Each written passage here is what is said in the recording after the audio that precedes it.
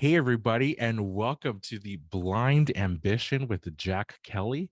It's Rick from Blind here, and together we have Sagi Gidali, who's from Perimeter 81. Sagi is the co founder and chief growth officer of Perimeter 81, which offers radically simplified network security for the modern hybrid workplace.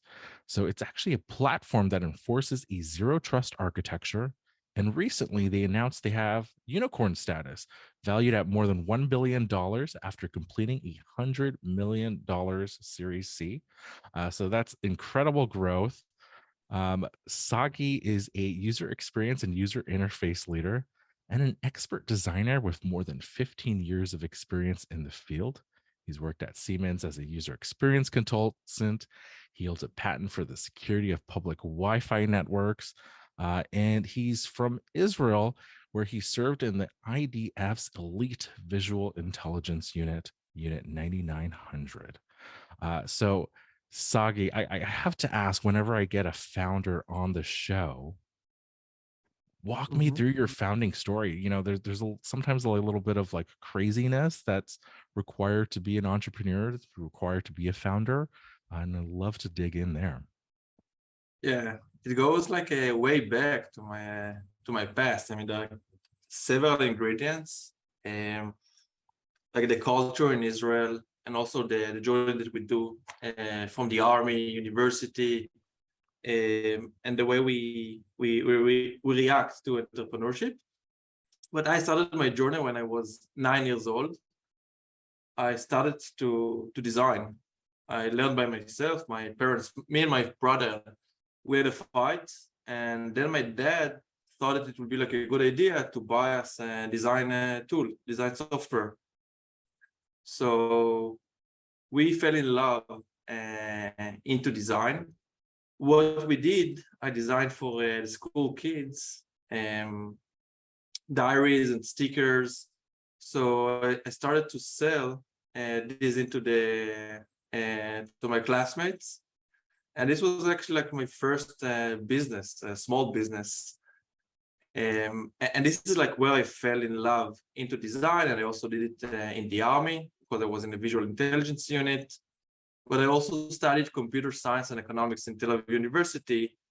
So I can say it's like a combination of like being very analytical, learning computer science, but also learning the other aspect of design, user experience, and understanding the psychology of the user themselves. And this is like where I started my journey. And I met my co-founder Amit back in the university, and this is where we started our first venture till now. So this is like basically my second company, Perimeter 81. So why security? How did you decide to kind of dig in there? I've noticed this trend. There's a lot of Israeli tech startups, Israeli tech unicorns that have just decided to focus kind of on the infrastructure, on the kind of unsexy parts of tech. Yeah, actually, it was very random. So I'll give you some more context. The first company that we established was a VPN solution for consumers. VPN is virtual private network, and basically it allows you to protect your online privacy and security in the internet while you're browsing. If you would like, I will explain more about like what is VPN. But back in the days, me and my co-founder, we wanted to establish a company or to start a startups. This was the dream. So we were sitting for several months in the Google campus. This is like the ecosystem that Google provided to young entrepreneurs in Israel. And we thought what to do. We want to be independent. We wanted to disrupt the market. We wanted to create and to innovate something. So in one of these times, there was a CEO of an ad tech company that came to the campus, and he told me to meet my co-founder, guys, I need a solution for my company. I want a VPN for all my employees, and I want to save money on the current solution that I'm using. And we didn't know like what is a VPN and what you can do with that. But we said to him, hey, listen, we can give you a working solution in 30 days. Wow. So that's what we did. We went offline and we started like to build the solution itself. I did all the design aspect and the front end, and my partner did all the backend stuff. And after 30 days, we got ourselves our first customer. So this is like how we started our journey in the startup scene. And after 3 months of exploring like more opportunities, we understood like the big potential in VPN for consumers. Many people are concerned about their online privacy and security while browsing the web.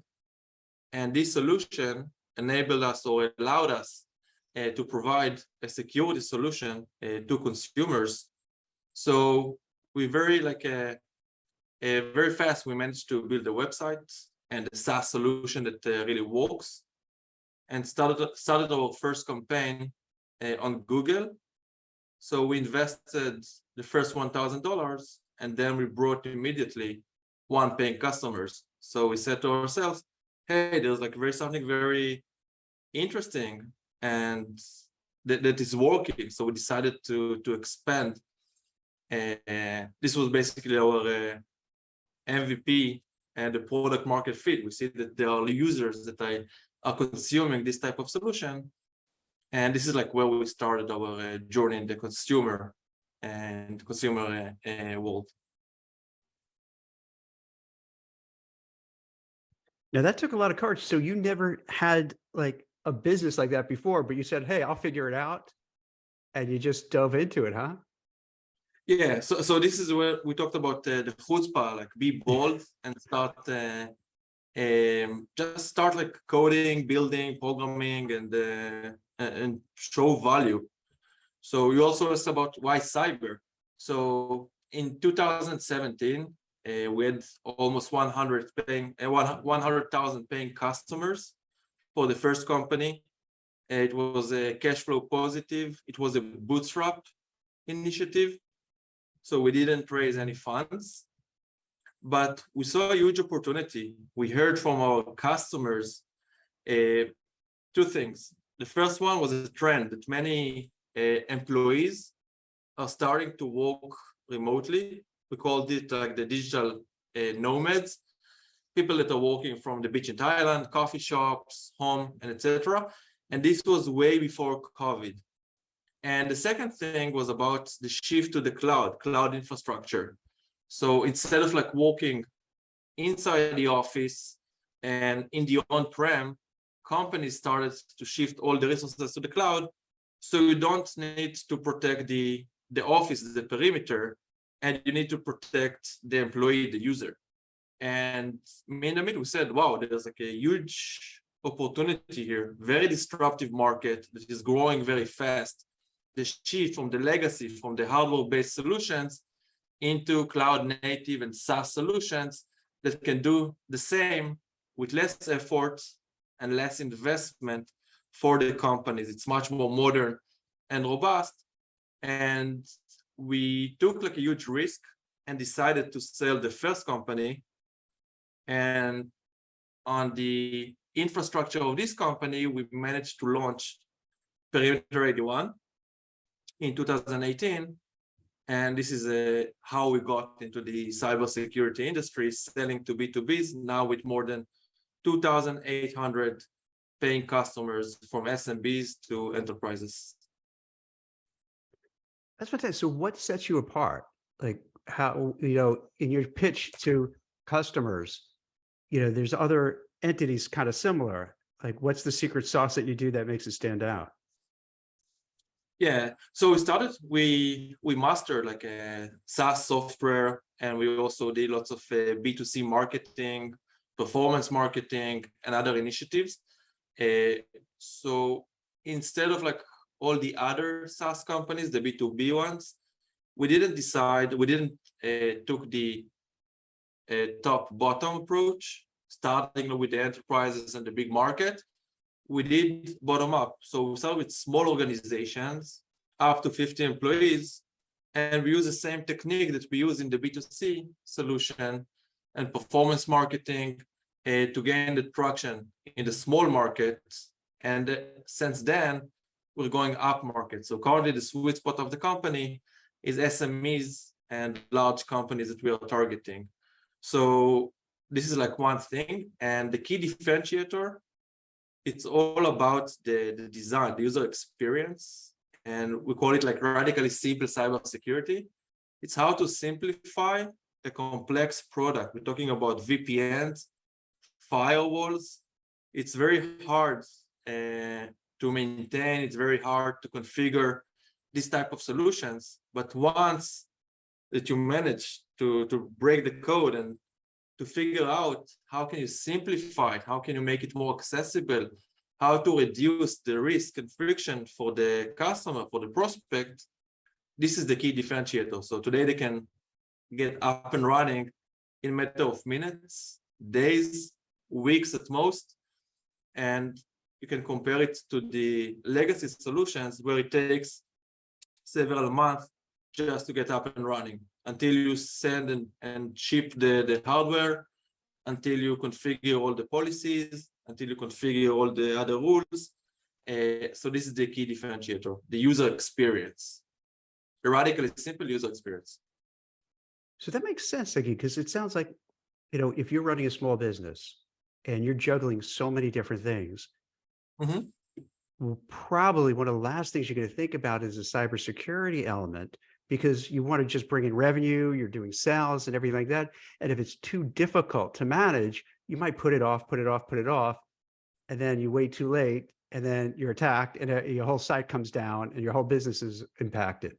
So I guess that makes sense. If you make it an easy, user-friendly system that you don't have to really put too much time and effort into it because it's all kind of configured for you, just don't like press a button and you're good, then I can see why they say, oh, perfect, easy.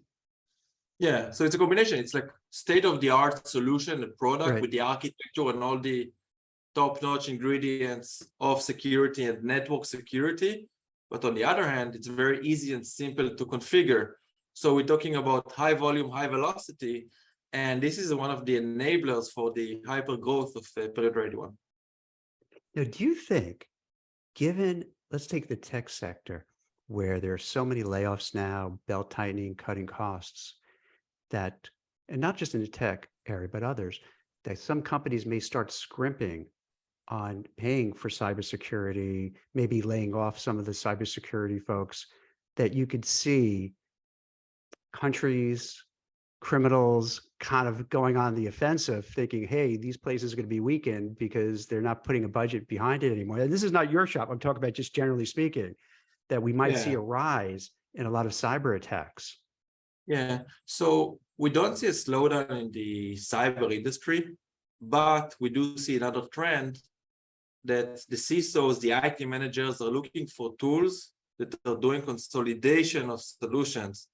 Instead of buying the best of breed, like the best antivirus, the best cloud protection tool, the best VPN, they are looking for a single solution, a one-stop shop platform that they can consume all the solutions that they need in a very simple way.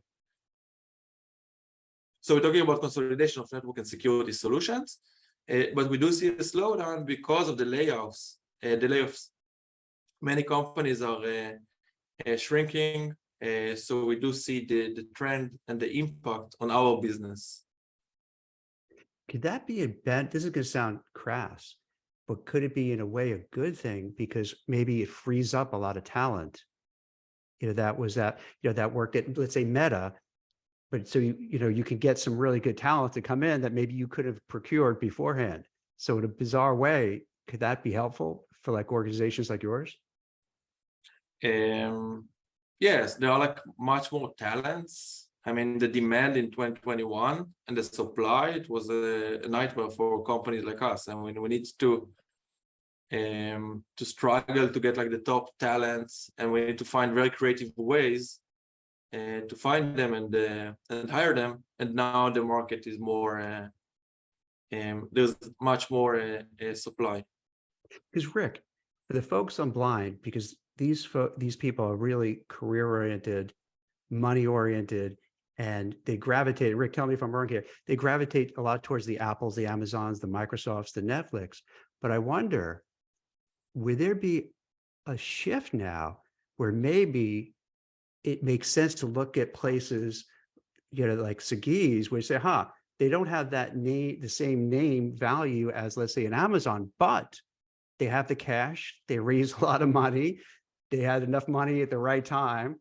So maybe kind of pivot, and all of a sudden you see a game change where the big, the big FANG type of companies aren't going to be the hot people anymore. It's going to be, the really smart business people who have money, who didn't squander it, and who are growing. And maybe that's where people should start going. What do you guys think? I mean, I think you're exactly right, right? So a lot of the blind community, they're attracted to these large, big tech Yes. companies because of the job security, right? Where you know that And the Google options, right? is And the stock and the options too, exactly right? like Google's never going to go out of business. They have fabulous perks. Those are most likely not going to go away. The compensation in terms of stock is quite high, right? These are, the biggest blue chip companies in the world, right? And now you're seeing a lot of folks reconsider, right? Because this year there's been kind of a correction in tech. Some of these companies that they're losing 5, 10, 20% of their share value in a single Right. day, like Keep moving like going. a Oh, yeah. It's like crypto, right? 37%. Crazy. And these technologists, they're smart. They're seeing their stock-based component of their total compensation go down.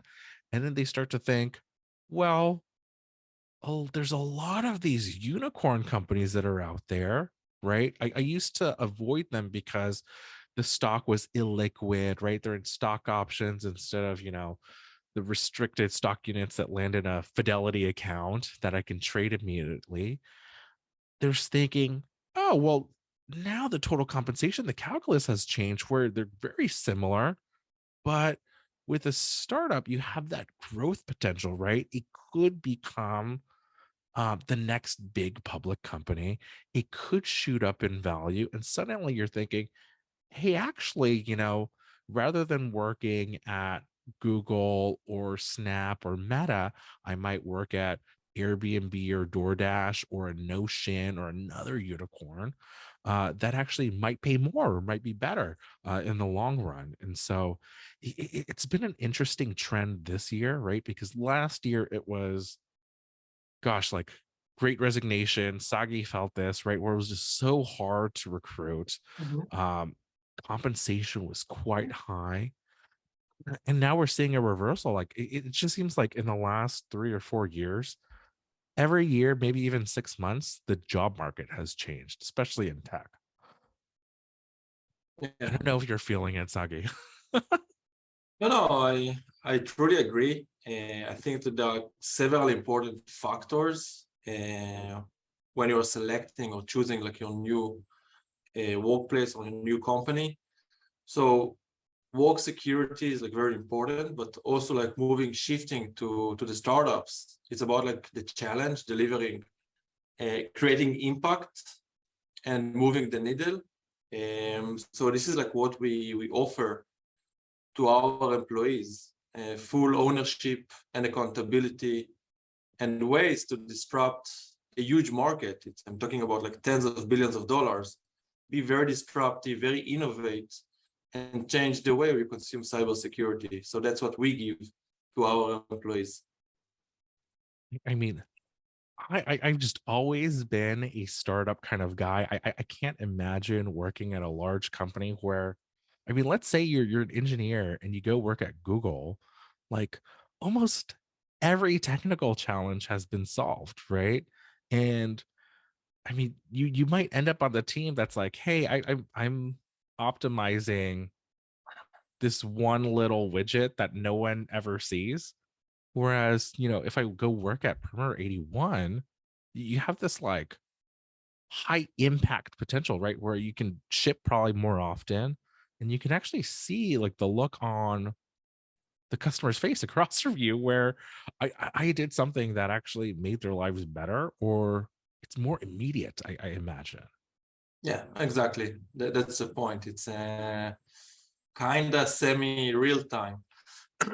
What you do and how you develop and how you shift it to production and how you market it to the potential customers, it's a very short cycle. And this is very satisfying for me, for the employees, and this opportunity. I mean, can you walk us through what that feedback loop is like? Like, I imagine with security, it's almost like a cat and mouse game, right? Like you close a hole somewhere, and on the other side, someone drills another one, and it goes back and forth. What does that customer feedback loop look like? Are you just playing like a customer saying like, "Hey, I have this issue, fix it for me," or is it something else entirely? So that's another interesting, it's a huge topic. I mean, how do you build your roadmap and building the product? So I think like the main thing is to listen to the customer, hear what the customer wants to say, what is the problem, what is the gap, what they need, and then you need to filter it and to get like all the savvy insights. So you take it like from one customer, and then you multiply all the information and all the data points with the amount, like for example, like all of our customers. So you're getting like very interesting data points and a very accurate roadmap that solves like many of the potential and the future problems.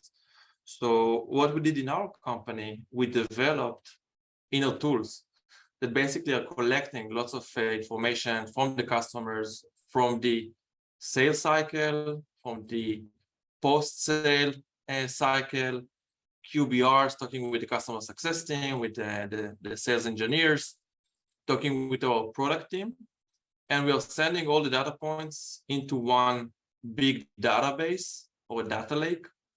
And then we took all this information and we are running different algorithms and basically filtering the insights that we need. And this gives us the signal and the pulses for the future features and products that we are going to develop. So once you do that and you check the competitive landscape, and you also talk with the analysts, and also like a bit of our secret sauce and innovation, when you combine all of this, you get like a very valuable offering in a product. So it's not this kind of like you're running from behind as often as I think, right? It's not necessarily cat and mouse in the terms of this is back and forth or a tug of war, but I mean there's some proactive work that you're doing, right? Yes, but as you said, it's a constant feedback loop. It's ongoing all the time. We're Mm. collecting new information and new data. We enrich our systems, and then we're getting new insights about what we're going to do and how we're going to do that. And it also allows us to prioritize the most valuable, the most impactful features in our solution. Do you see any changes on the horizon? Is it always kind of consistent what kind of cyber attacks or security breaches come up, or is it always evolving and there's a new battle to fight? Yeah, it's always evolving, the endless battle, offense and defense. You want to protect. We are like a defensive solution. We are protecting the company's most important, most precious resources and data.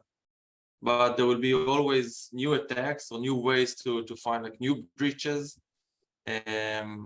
So we need to be ready for that. So we have our research team, we have our product team, data R&D, and we're always trying to find new solutions and to be one step ahead. We put this, when this is done, we put it on YouTube, Spotify, iTunes. So it'll be to a larger audience. So if they're like small business owners, which it seems that's your kind of core, market, what should they be worried about? Are there certain issues, certain problems that they feel, oh my gosh, I got to get in touch with Sagi and make sure we plug these up? Yeah. So you want to, like, the main thing for like the tower solution, so it's like the secure remote access. How do I getting access to my internal resources from everywhere, from any device in a secure way? So you need to have like some sort of a VPN or a firewall to protect the organization. So they are like the core solutions or the basics that you need. You need to protect the endpoint, the device that the employees are using, if it's the laptop, the mobile device. So for that, you need some sort of like antivirus or endpoint protection solution. You need to protect the network layer. And this is what I talked about, the internal resources, if it's in the cloud or the on-prem. And you need to protect the cloud infrastructure, AWS, Google, Azure, Microsoft, for example, and also the access to the public internet, because you want to prevent malicious access to malicious sites or malwares that are being downloaded to your devices. So you need to make sure that the entire perimeter is secure from the endpoint, the network, and the cloud. Now, does each individual at the workplace have to kind of do something themselves, or it's automated that it's automatic? Could some knucklehead not do something on one computer or one laptop or one phone, and it just messes up everything for everybody? So usually like companies are having two different types of configurations. One is like the in-house IT team that manage, install, and deploy all the security aspects and solutions. Also the CISO in the larger companies. But on the other hand, for small businesses, they're like mainly using MSPs, managed service provider, that are basically managing the entire security and the IT stack for the company, or like small companies. So it's kind of like outsourcing your IT team to MSPs. So make sure that you have like a team that is managing that. You make it sound so simple, right? And I know it's complex, but sometimes that's the beauty of business, where you can take a very complex matter and narrow it down and make it sound straightforward. Why is it that so many big companies like cryptocurrency exchanges, remember a little while back, a whole pipeline was like hijacked for ransomware because cyber, attacks. And then sometimes you don't hear about it, then you read about it later that there were lots of these things going on. Like, how come? Because it seems like you have it like set and it's working. Like, why do these large companies just get attacked? Like, what are they doing? What are they doing wrong? Sometimes they are doing like stupid mistakes, like selecting a dumb password, or leaving your computer open in a in a restaurant or something. So it can happen. So you need to be like the individual, the employee itself needs to be like very cautious, and the company needs to take care about all the security measures in the organization. For example, make sure that you're not sharing files externally. Make sure that you have like all the right permissions. Make sure that you have a solution to secure the access to the files or to the network. So it's like a shared accountability and ownership. The employee should be very cautious and aware to the online threats, and the company should protect the employee wherever he is, because it's not always in the company itself. It's going to be everywhere in the world. So it's interesting. So, no matter how great the software is, you're have to depend on the weakest link. So you can't have that person, like you said, in a restaurant, a Starbucks, with their laptop open, walk away for coffee, and someone can kind of get into it. So it's almost like you have to have everybody buy in. So, in addition to the software, in addition to the product, it's almost like you have to have everybody buy in and really train your employees and your team and your staff and anybody who's involved. Like, this is serious business, because all it takes is that one person to do something like dumb, and it just takes everything down. Yeah, that's what we do in our company. So we have the security team. We do training to the employees. For example, don't leave your station and keep your computer open. And it's also from the security of the facility, the office itself, and also like rules when you go out of the office. Don't leave your computer in your car. So it's a combination. So you need to be aware, like the employee itself and the company should help. But again, it's not like 100% hermetic. So there will be always breaches. If it's from new sophisticated attacks, and also by doing stupid mistakes. That's so what Rick, are you finding on Blind, are there more people kind of now taking a look at cybersecurity and those type of roles? Because this seems just to be, such a big and growing, issue. Are you seeing more people saying, hey, I never really thought of going into that as a career, but maybe I should?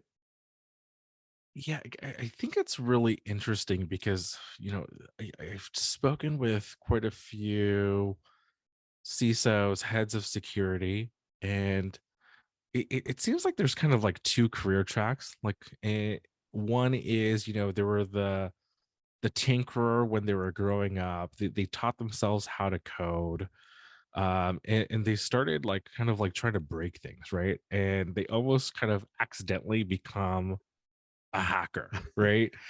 And from there they kind of see the light, so to speak, and now they figure out like how can I actually use my skills to help other people, right? Not necessarily to be a nefarious hacker. And then others, and this is the group that I see often on Blind, is they come on as a technologist or a software engineer. They work at a startup or a tech company. It seems to happen more often at the startup or smaller company, where things just need to get done, and security is often like the 10th priority, believe it or not, at a company, right? And the company becomes large enough, or maybe they get curious enough to say, like, I actually have to work on security or building this, particular feature set out. I actually quite like it. And they start going down that path and kind of adding more to their toolbox. And then they suddenly say, oh man, I just spent the last like 1, 2, 3, 4+ years working in security. I guess I'm a security engineer. I haven't met anyone, maybe just not yet, or seen anything on Blind quite yet, where it's like you go to college and you're like, I want to be a security engineer. I graduate. I'm only gonna apply to these like security jobs. Like I don't know if you have maybe those unicorns, Sagi, at you where you're at. Yeah, I'll tell you, it's a very hot market. I mean, there's a huge demand for Yeah. security persons. I, I mean, so like, what are kind of the folks that are attracted to work at Perimeter 81?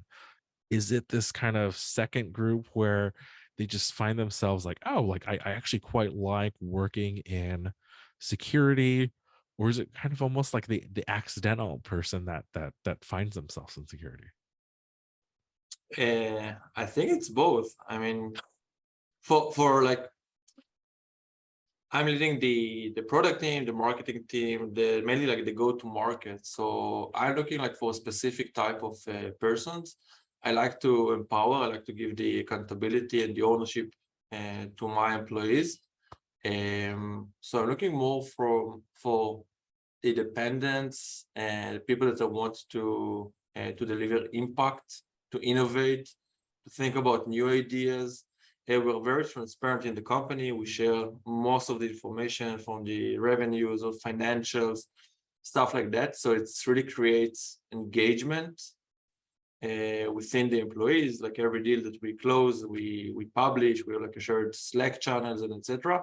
So it's a lot about the employee experience and the culture. And so we're looking people that are fit to the special DNA that we managed to create in our company. And from the other side, like the tech side, we are looking like for specific people for specific roles. Some of them will be like security people that are like pure security. Others will be like developers that are coming from many different backgrounds, not necessarily security and networking, because we are also a SaaS company. So they need to understand the business aspect of it. They need to connect the line of code to the impact, to the revenue impact. So we want people that think holistically about the entire funnel.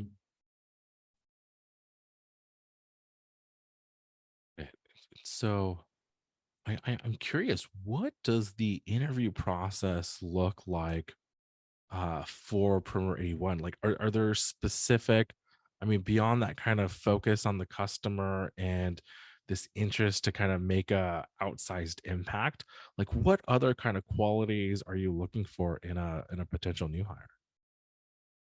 Um, it, it depends, like for which team, for which role. But as I mentioned, I'm looking for people that I'm looking like for the top talents that can be independent, that can think out of the box. I have like tons of crazy ideas, and I'm looking people that are in the same mind of me. People that are honest, humble. It's very important. We're a very humble company. Even though we managed to get to a unicorn status and etc., it was like in a very humble way, not like crazy parties and stuff like that. So we are looking for people that will come and work with us shoulder to shoulder, eye to eye, and will be like on the same page. So this is like the characteristic of the people at Perimeter 81. Yeah, because that's one thing that I've noticed. You know, I've worked with a lot of Israeli companies in the past, and I've noticed like there tends to be this trend of, yeah, sure, there's a hierarchy, and on paper I'm the founder or this guy's the director, but there's always this like sense of like debate and like all hands in, and like this very like sense of like no ego, of just like diving into it and saying like, look, this just needs to get done. Um, who has the best idea to do it? And just let's do it. Is that the Yeah, case here? yeah. I'm a big believer of lead by example. You don't get the authority or the mandate by having a title or a certain title. Although hierarchy is very important. So as the company is growing and evolving, you need to create your leadership team, and you need to create the management and the mid-level management. But still, it's about working with no ego, zero ego. I go between the floors of the office. I sit with the employees. I hear the feedback. Very important to me.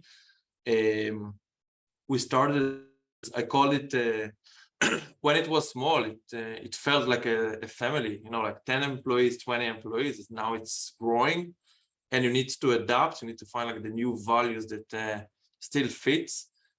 So we took now a building in Tel Aviv.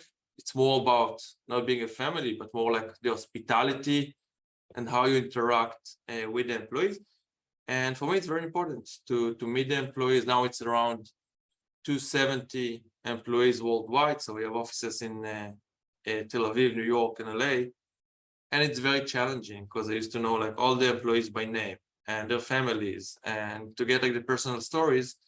And now I'm trying to catch up and see like talk with random employees and ask about like their day, their tasks, etc., and trying to help. So it's a lot about transformation for me and evolution, and it's to adapt to a new reality. But this is what we try to lead in the company, like the humbleness, the no ego, and to be with the employees, not above the employees. Sagi, to go back to what Rick was saying, I wonder, I don't know if it's still the case, but I seem to recall when I was younger that in Israel, there are a lot of kibbutzes where, you know, it would be more of a communal living space, you know, everybody working together. So I wonder, like Silicon Valley has their own kind of ecosystem. New York City has their own, you know, financial ecosystem. Do you think a combination of having that kind of kibbutz background where people kind of collaborate together, coupled with, it seems like and I could just say this from the outside as a novice, I don't know if I'm correct in this, but so many people who started companies went into the Army, went into learned, maybe they had tech beforehand, but really honed in on it. And then they built it. So you have that combination of the knowledge of tech, the entrepreneurial spirit, plus you have that kind of, group, working together, that it creates this own vibe that's a little bit maybe more unique than some other countries, some other areas. Does that make sense? Is that, because you're talking about, I'm Actually, thinking it through. it's very funny that you are mentioning it and saying it. We just moved to a new office. It was belonged to the kibbutz movement in the center of Tel Aviv. Do they still have Uh, kibbutzes, or that's? Yeah, there are kibbutzes.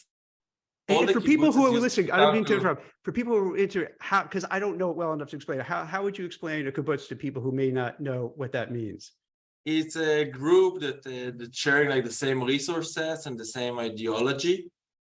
It's about like the sharing, like all the kids stayed like in one place, and someone was taking care of all the entire kids of the kibbutz.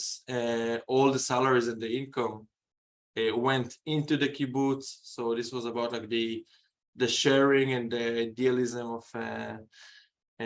the kibbutz being like as a whole. I don't want to go off topic here, but I wonder here in the But US. the kibbutz is a very interesting Yeah. interesting model. I can say that now we're like in the kibbutz building, like the big kibbutz building. We took some of the values, but at the end, it's not a democracy.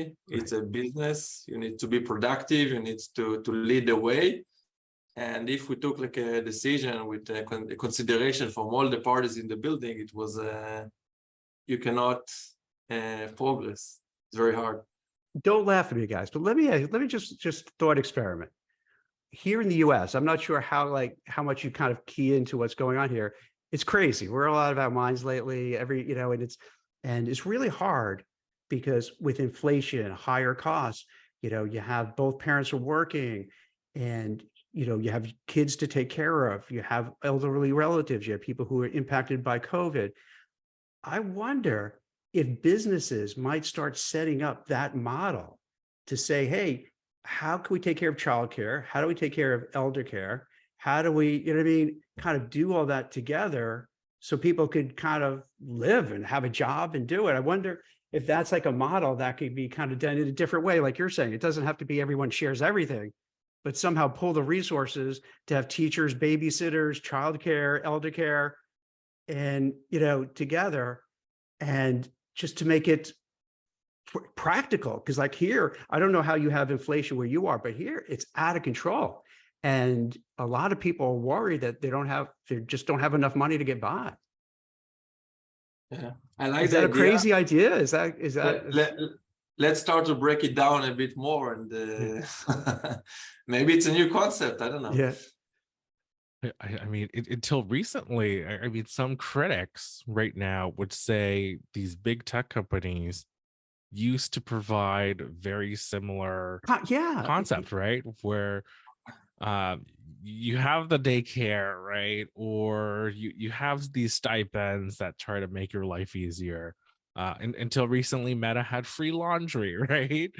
There's all these like kind of like different things where they want to unlock your just like productivity or free some stress so that you can kind of focus ideally on your best work.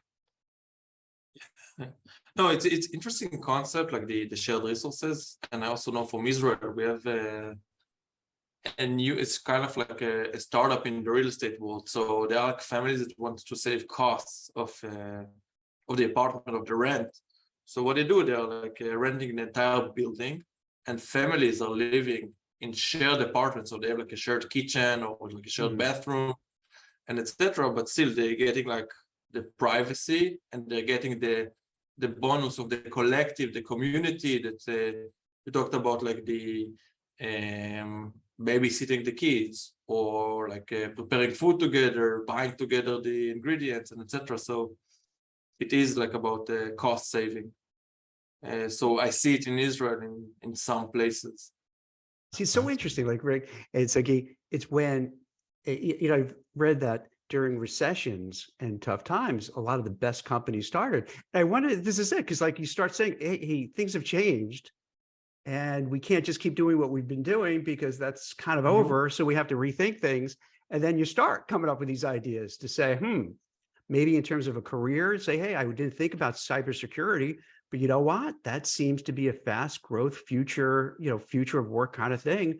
Let me go into that. Or starting a business and something like we're talking about with these things where it fits with high inflation, high costs, you know what I mean? Commutes, taking care of elderly, taking care of the kids, where you start seeing different types of companies evolve and be kind of the next leaders.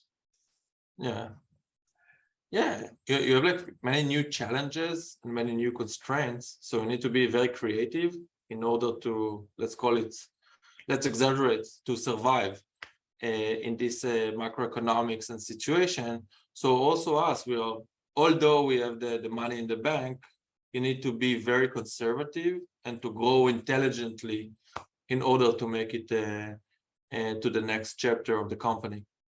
So even as a unicorn company, you still have to be kind of, I don't say worried, but you still have to be really cautious, watch every penny and be really, just as like you have to watch every single employee that they don't do something stupid to, get attacked. Same thing. You can't take it for granted that, hey, yeah, we have this funding, everything is good. You still have to really make sure you're fulfilling your mission. Yeah, you need to check your balance sheet. You need to have a plan. It can get worse. You don't know what will happen. You see the inflation, you see the what's happening in the stock market. So we see also companies that are like doing the layoffs. It's like the impact is immediate on our business because this is like the growth potential for our solution. So you also need to check your headcount. You need to check your spending. I mean, I'm having like a very expensive office. I'm doing like about the welfare budget, travel budget. So you need to examine everything and make sure that you have enough money for the next 2-3 years until you will be able to get funding again. There's so much, the more, I'm thinking about it, there's so much to worry about because let's take a layoff. Like imagine, let's take any company like Twitter, laying off people, but it's going to be anytime, anywhere. You could get disgruntled people who feel I should not have got laid off. I hate you. And then just maybe leave your computer open, maybe share some stuff, maybe what have you. And that's I wonder if that's kind of a next wave of what will happen, where when you have, continued layoffs at all these companies across the board, where you might have some disgruntled, employees who feel victimized and maybe they shouldn't have been let go. And maybe they do something, maybe they give it to a friend, maybe they purposely leave the door open. Is that a thing that you worry about? Is that something that's a concern?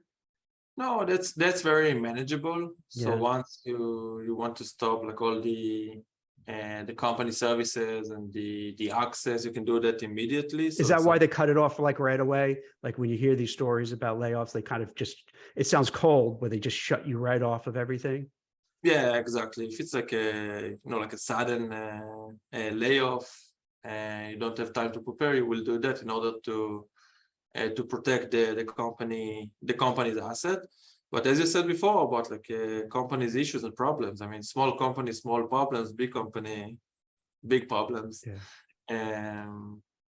So lots of issues, and you need to get ready, and you need to be there for the employees, also the ones that you're like setting free. It's the human aspect, help them to find their next job and to be there for them. So it's very important to do it like in a very respectful way, not just sending an email and saying goodbye. See, Rick, it's like, I didn't think of that before, but you've seen on your site on Blind and you've seen on LinkedIn and other places, just people getting so angry that, they receive, like you said, Sagi, an email and then everything's shut off and it just feels so cold and so harsh. But at the same time, I guess you all just have to cut it off, huh? You just, because you want to prevent something from happening. right? I've been at companies where I resign, and this was pre-COVID days, and I had a physical security guard walk me out. So it's a funny sight where, it's like me, that the PR guy, but because, I had access to so and so financial information and all of these things, I give my 2 weeks notice, and I was like, oh no, you actually don't have to come in for the rest of the 2 weeks. We'll give you the payment. And someone will clean up your desk, and we'll FedEx all your belongings to you later, but um you're out the door today. And I'm thinking, How'd you that's on feel? good That terms.